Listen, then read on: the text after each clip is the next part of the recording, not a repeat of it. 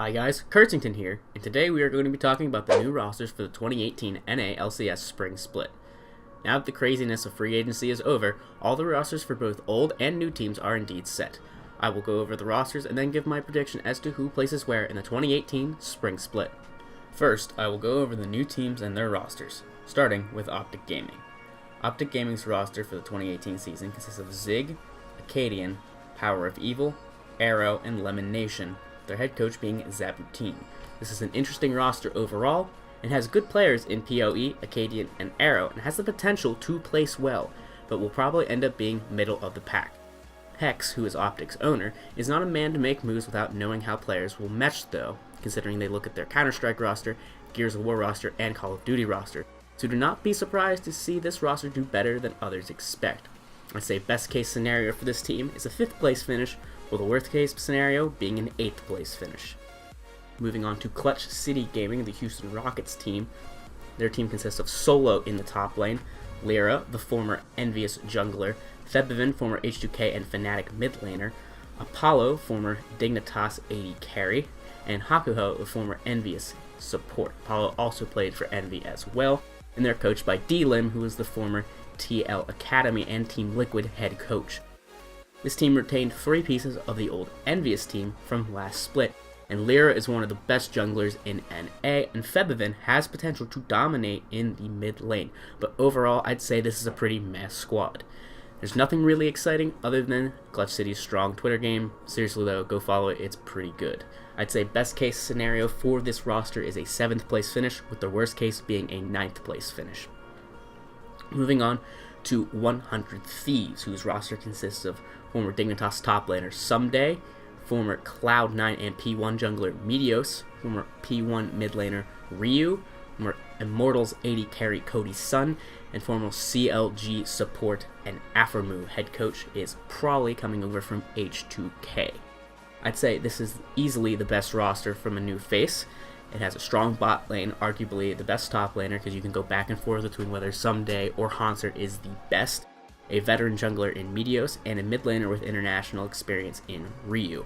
I'd say recruiting Nadeshot's brand was a genius move from owner Dan Gilbert and the Cleveland Cavaliers, as his persona will instantly become a fan favorite, much like it was in Call of Duty. If you combine that with their top-notch merchandise game and fan favorite players in Afromu and Meteos, I think you have the strongest branding move from any of the new teams in the NALCS, and it is sure to draw a lot of new fans away from other squads. I'd say this squad is easily a top 5 team in the NALCS, and easily has the best branding outside of the game. Best case scenario for this roster is a 3rd place finish, and worst case is a 5th place finish. Moving on to our 4th and final new team, we have the Golden Guardians, who is the Golden State Warriors team that they purchased.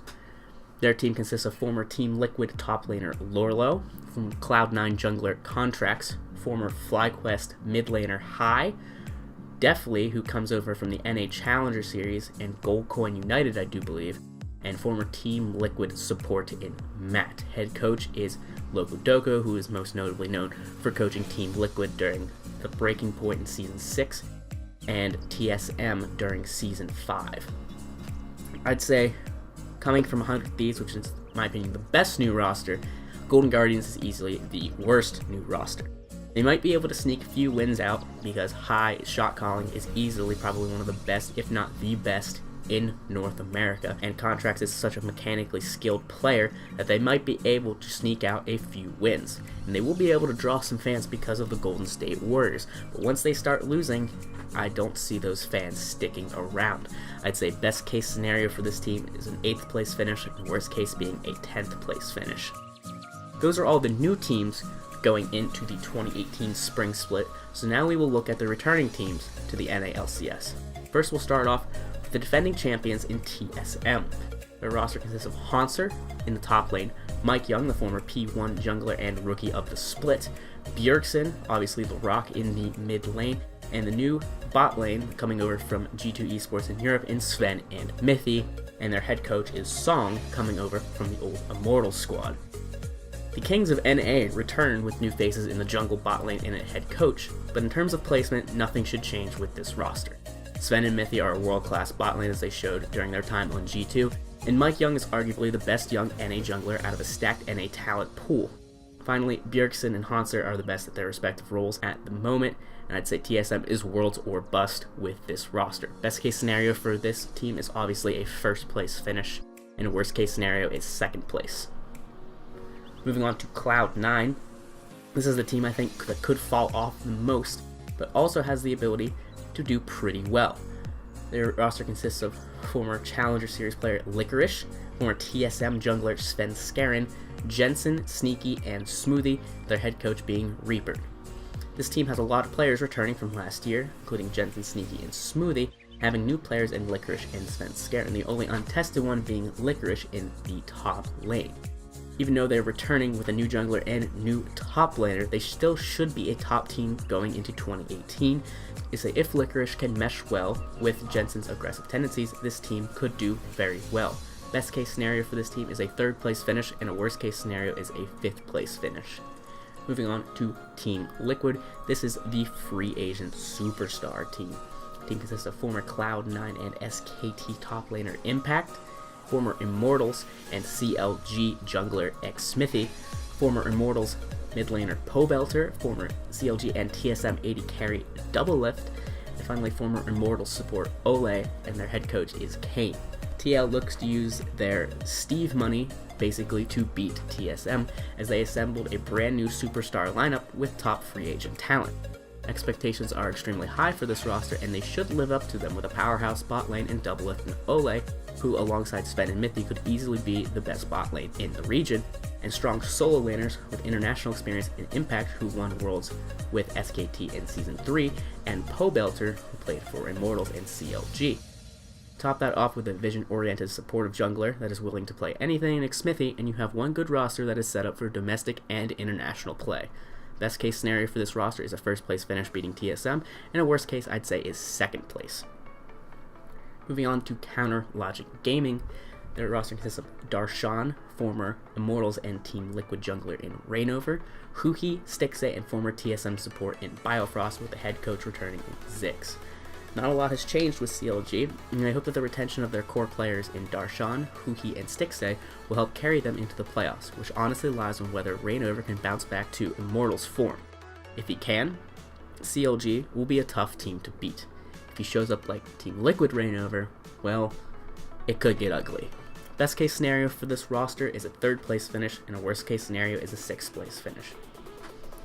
Moving on to our second to last team, we have FlyQuest, who has Flame, the former Immortals top laner, Anda, a very strong NA talent in the jungle, former KT and Goldcoin United mid laner in Fly, Wild Turtle, and finally Stuntopoulos, the Immortals sub at support. Their head coach is Robert Yep, who was a former Immortals head coach. This roster is probably the biggest wildcard out of every team in the league. Flame is a top 3 top laner when he plays well, and is a superb young NA talent in the jungle. Fly showed potential especially when he was on KT, and Stuntopoulos has really been yet to be seen since he was a sub, but from what I've heard, he seems to be very good. Much like Optic, this team could do very well and exceed expectations, but for now is probably a middle of the pack team. Best case scenario for this roster is a 4th place finish, while worst case is a 6th place finish. Finally, our last team is Echo Fox, whose roster consists of former Immortals and SKT top laner Huni, Dardoch in the jungle, Phoenix at mid lane, and Altec and Adrian at AD carry and support, their head coach being Inaro. This is another wildcard roster, as Rick Fox's squad returns to the LCS without star players Froggen and Looper returning from last year. Instead, they use their import slots on Huni, who despite all the criticism he got on SKT last season, had arguably the strongest Worlds performance for everyone on the team not named Faker, and Phoenix, the former Team Liquid star and Azir God, who played for Goldcoin United last split. Altec and Adrian showed insane synergy on Team Dignitas last season and helped carry them into the playoffs. They're the most underrated bot lane in the league this season in my opinion. If Dardoch cannot tilt off the face of the planet halfway through the split, this team can do well. If not, they will be the streakiest team in NA and could stumble in the standing. I'd say best case scenario for this squad is a 6th place finish, while worst case is an 8th place finish. And finally, here's my prediction for this season. Taking first for this split will be TSM, followed by Team Liquid, Cloud9, 100 Thieves, CLG, FlyQuest, Optic Gaming, Echo Fox, Clutch City Gaming, finally Golden Guardians. Thank you guys for watching. I'll see you tomorrow.